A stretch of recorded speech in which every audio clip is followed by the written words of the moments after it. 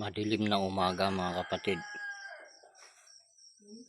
Madilim-dilim pa. Ayan o.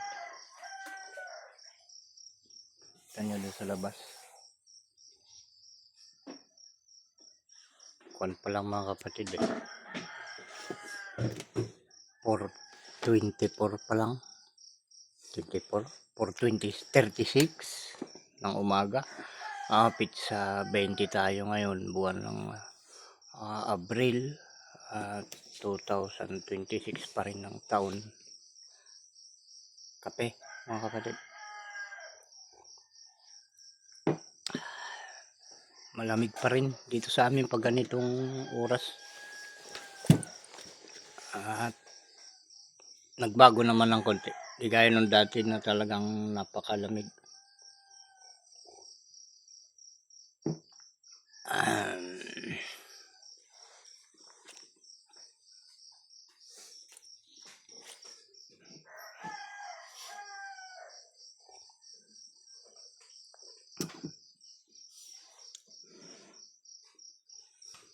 Medyo magaan-gaan ng kon ngayon pasok ng mga balita mga kapatid.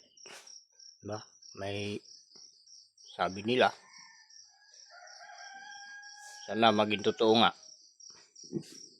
na bumababa na daw ang mga oils, mga produkto na gamit sa mga makina na mga ginagamit natin sa araw-araw na siyang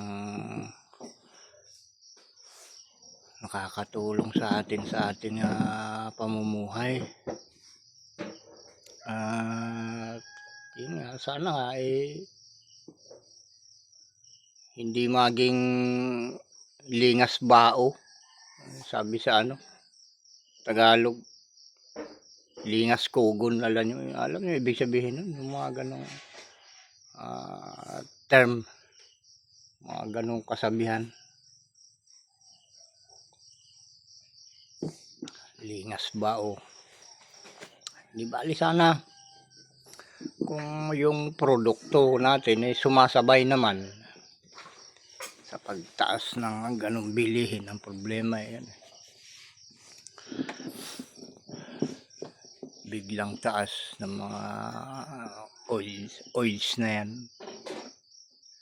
tapos yung mga bilihin ay mga produkto natin ay naka-steady pa rin,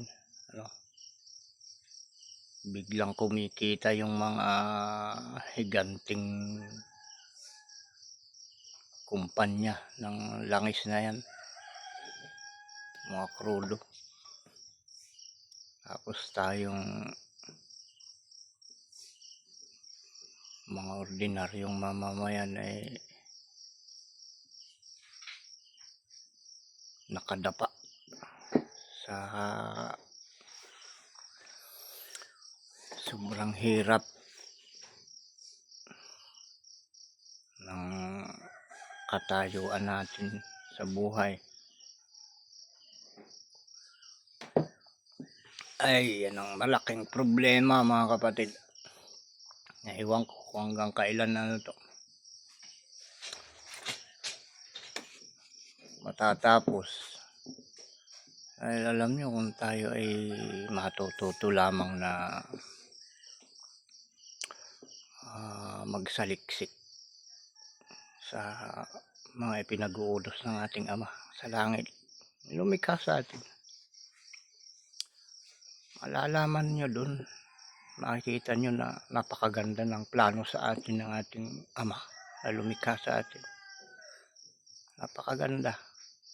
Hindi ganito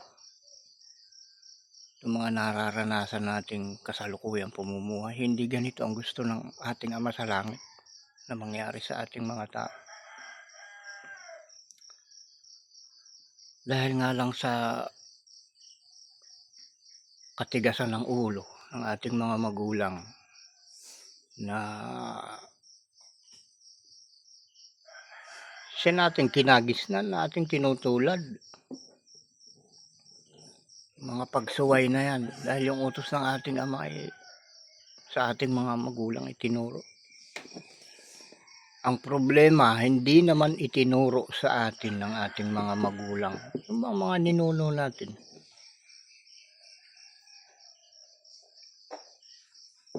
Kaya ang resulta,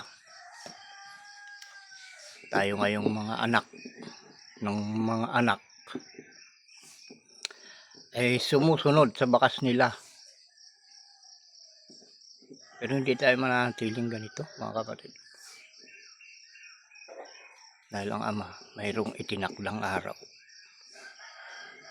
para pangkalahatan siya ang masusunod, mga kapatid. Walang makakasuway, walang makakabali sa utos ng hari ng mga hari.